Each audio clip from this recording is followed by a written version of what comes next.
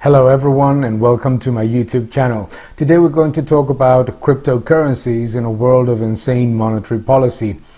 Central banks all over the world are increasing money supply massively to the extent that, for example, the European Central Bank balance sheet is almost 47% of the GDP of the Eurozone. In the case of the Federal Reserve, it is expected to rise to 50% of the GDP of the United States.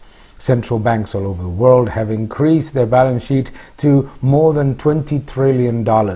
And this insane monetary policy that we continue to witness with huge cutting of rates, increases of money supply, generate weaknesses in currencies and the purchasing power of fiat currencies.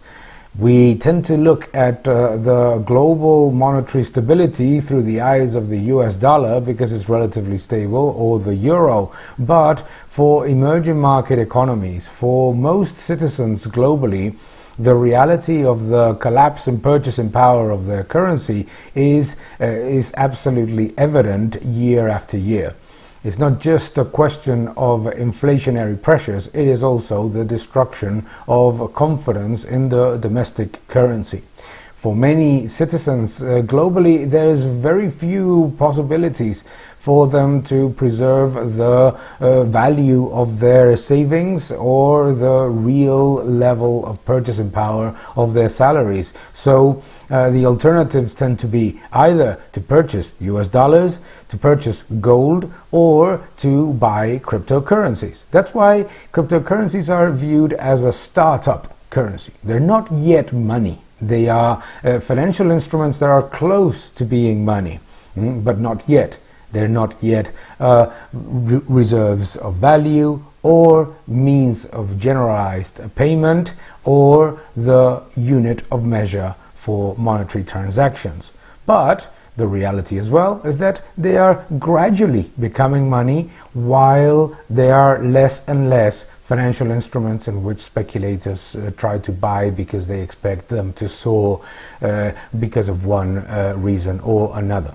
And this is an important factor. They're slowly, gradually taking a place in the monetary world as an alternative to fiat currencies. Even the US dollar, which has been relatively stable, shows signs of weakness in an environment in which the Federal Reserve takes very aggressive actions, even considering the global US dollar shortage.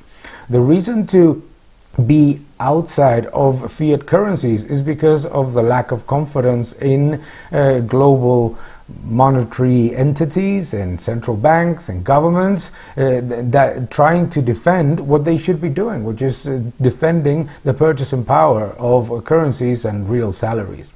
The objective and the perverse incentive of many governments to try to inflate their way out of their problems generates this at least option that looks to be an alternative to fiat currencies. They're not yet an alternative, but they may as well be. What are the risks? The main risks are obviously what Hayek mentioned in the denationalization of money before the internet even existed, which is that the vast majority of cryptocurrencies may simply disappear. The second is that many of them have become very, very linked to the same things that they're supposed to be a measure to prevent. So they are too correlated with financial markets, and that sometimes can be a risk.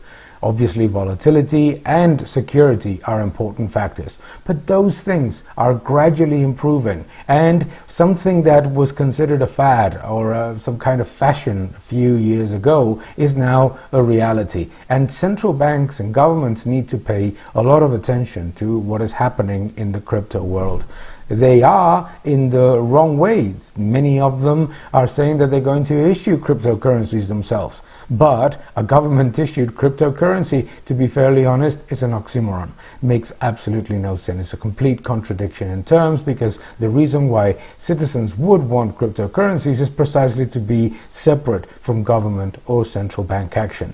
There is also the risk of confiscation, and the risk of legal intervention intention to try to prevent cryptocurrencies from taking hold as units of measure, means of payment, and reserve of value.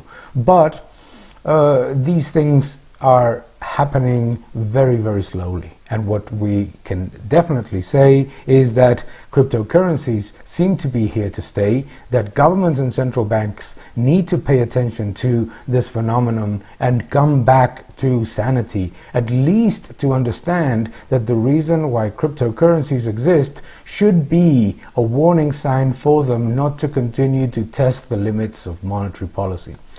It's a very interesting debate and a fantastic opportunity to give more freedom to citizens to preserve the value of their assets and to preserve the purchasing power of their salaries. The alternative to fiat currencies may not be there yet, but it is gradually taking hold.